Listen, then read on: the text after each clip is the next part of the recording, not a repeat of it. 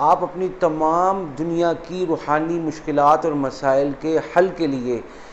جہاں بھی جا چکے ہیں اور ناکامی کا آپ کا مقدر بنی ہے، ان سب سے ہٹ کر آج آپ یہ فیصلہ کریں، آج آپ کی قسمت کھل چکی ہے، خوش قسمتی آپ کے دروازے پر دستک دے رہی ہے کہ اپنے تمام روحانی مسائل، رشتے کی بندش، اولاد کی بندش، سسرال کے مسائل، دشمن کے مسائل، کاروبار اور ملازمت کے مسائل، اور باقی جتنی بھی ناچاقیاں اور تکلیفیں، مصیبتیں روحانی طور سے سوچی جا سکتی ہیں، ان تمام کے حوالے سے آپ کو خود مختار کرنا، پیروں پر کھڑا کرنا، دشمن کو شکست دینا، اور آئندہ آپ کو محفوظ اور مضبوط اتنا بنانا کہ آپ کا دشمن چاہتے ہوئے بھی آپ کے خلاف کچھ نہ کر پائے۔ الحمدللہ ہم اپنے ادارے میں سکھا رہے ہیں۔ اس کی تفصیلات کے لیے آپ ہم سے فون پر رابطہ کر سکتے ہیں۔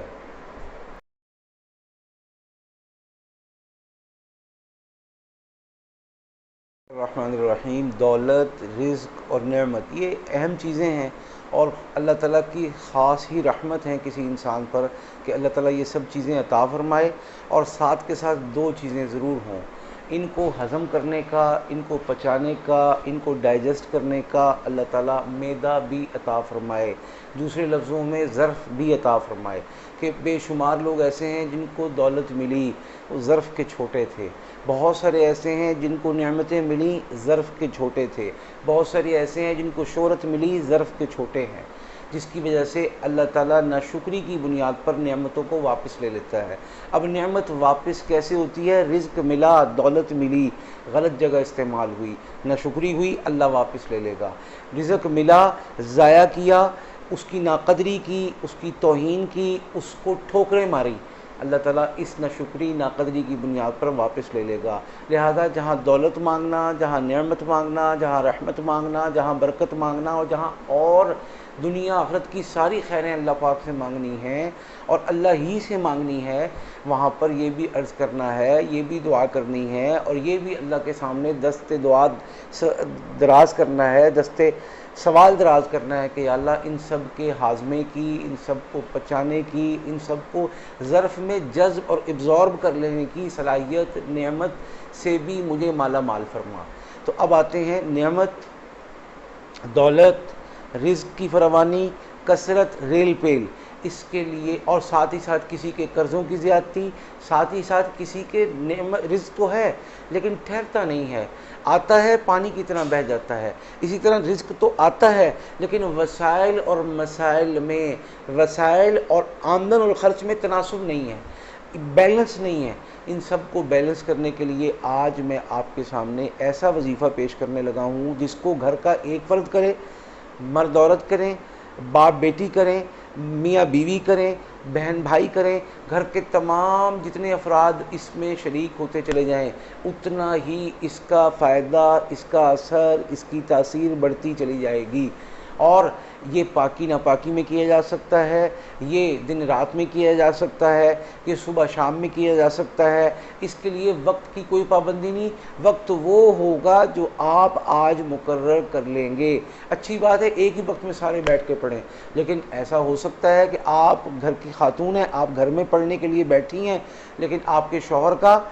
یا آپ کے والد کا یا آپ کے بھائی کا یا جس کے لیے آپ پڑھ رہی ہیں اس کی روٹی روزی کے لیے دفتر کا، مزدوری کا، دہاڑی کا، دکان کا، فیکٹری کا ٹائم ہے، وہ چلا جائے، وہ رات کو پڑھ لے، وہ تہجد میں پڑھ لے، وہ پڑھ جانے سے پہلے پڑھ لے، اس کا اہتمام کرنا۔ ایک اہم بات جو میں عرض کرنا چاہتا ہوں کہ لوگ سمجھتے ہیں کہ وظیفہ کہتے ہیں کہ گھر سے نکلے اور نکلتے نکلتے کام تک پڑھتے چلے گئے، درمیان میں بات بھی کر لی، درمیان میں فون بھی سن لیا، درمیان میں واٹس ایپ بھی دیکھ لیا، درمیان میں فیس بک بھی دیکھ لیا، درمیان میں کسی کو جواب بھی دے لیا، اور بہت سارے تو ایسے ہیں بیچارے جو ٹی وی کی اسکرین کے سامنے بیٹھے ہیں، بہت سارے تو ایسے ہیں کہ ڈرامہ سامنے چل رہا ہے یہ وظیفہ کر رہے ہیں، بہت سے تو ایسے ہیں کہ جو بچے کو دودھ بھی پلا رہے ہیں، اس کو تھپا بھی رہے ہیں، اور بہت سارے تو اس کو مختلف کاموں میں مشغول رکھ کر وظیفے کے لیے ٹائم نکال رہے ہیں۔ بھائی ایسا نہیں، اگر آپ کو اللہ کی اس نعمت کا، دولت کا، رحمت کا انتظار ہے اور برکت اور فراوانی کی چاہت ہے تو اللہ کے نام کو پڑھنے سے پہلے آداب کا بھی خیال رکھیں، اہتمام بھی رکھیں۔ یہ نہیں چلے گا دل یارول ہتھ کارول نہیں، اس وقت دل اور ہاتھ دونوں کو اللہ کی طرف، یار کی طرف متوجہ کرنا ہوگا۔ ابھی وہ درجہ نہ میرا آیا نہ آپ کا آیا، کسی کا ہے تو بھائی اس کو وظیفے پڑھنے کی ضرورت نہیں ہے، وہ تو دعا کرے نہ کرے، وہ تو وہ راضی بالرضا ہے، اس کو مل جائے شکر کرتا ہے، نہ ملے صبر کرتا ہے۔ تو لہٰذا ان فلسفوں سے نکل کر اپنے آپ کو تھوڑا سا فارغ کر کے، فری کر کے، موبائل کو آف کر کے اور گھر کے تمام دھندوں سے فارغ ہو کر پڑھیں۔ اچھا کوئی ایسا بندہ، ایسی عورت، ایسی میری بہن ہے کہ جس کو واقعی ٹائم نہیں ملتا بچوں کی مصروفیت کی بنیاد پر، تو ٹھیک ہے، آج آپ کو دن 8 بجے ملا ہے ٹائم تو پڑھ لیں، کل آپ کو شام 4 بجے ملا ہے تو پڑھ لیں، لیکن یہ کچھ ایکسیپشنل کیسز ہیں، ہر ایک کی یہ بات نہیں ہے۔ تو چلتے ہیں وظیفے کی طرف۔ آپ نے پڑھنا ہے یا مغنی یا نافع، یا مغنی یا نافع، یہ جیسے میں پڑھ رہا ہوں ویسے ہی پڑھنا ہے، یا مغنی یا نافع 1100 مرتبہ روزانہ کا اہتمام کریں۔ اول آخر 3 مرتبہ درود پاک پڑھیں اور پڑھ کے دعا کر لیں کہ یا اللہ میرے رزق، میرے گھرانے کے رزق، میرے بال بچوں کے رزق، میرے شوہر کے رزق، میرے والد کے رزق، جس کے لیے کر رہے ہیں یا اللہ اس میں فراوانی، کثرت، برکت عطا فرما۔ اس عمل کو کرنا ہے 41 دن، پاکی ناپاکی کی کوئی بات نہیں ہے، پڑھا جا سکتا ہے، اسماء الحسنی ہے، قرآن پاک کی آیت نہیں ہے، لہذا اس کا اہتمام کریں۔ اچھا اس سے پہلے ایک صدقہ دے دیں۔ وہ صدقہ کیا ہے؟ ایک زردے کی پلیٹ اچھی سی، مزیدار سی، عمدہ سی بنا کر پہلے دن کا عمل 1100 مرتبہ کا پڑھ کے اس کے اوپر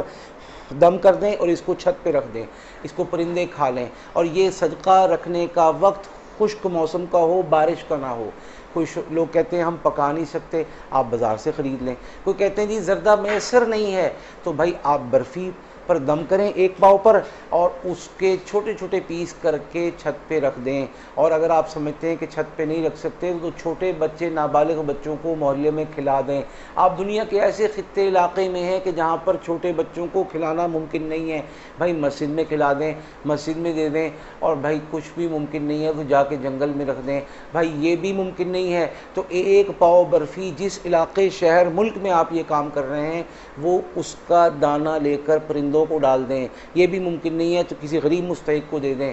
جو بھی آپشن ممکن ہے اس کو اختیار کریں۔ اللہ کے حکم سے آپ کے رزق میں وہ فراوانی اور دولت کی وہ کثرت اور وہ رحمت ہوگی، وہ برکت ہوگی کہ آپ نے اس سے پہلے کبھی نہیں دیکھی، کبھی نہیں سنی ہوگی۔ اللہ پاک ہم سب کو اپنے غیر کی احتیاج، محتاجی اور ہاتھ کے پھیلانے سے محفوظ فرمائے، آمین۔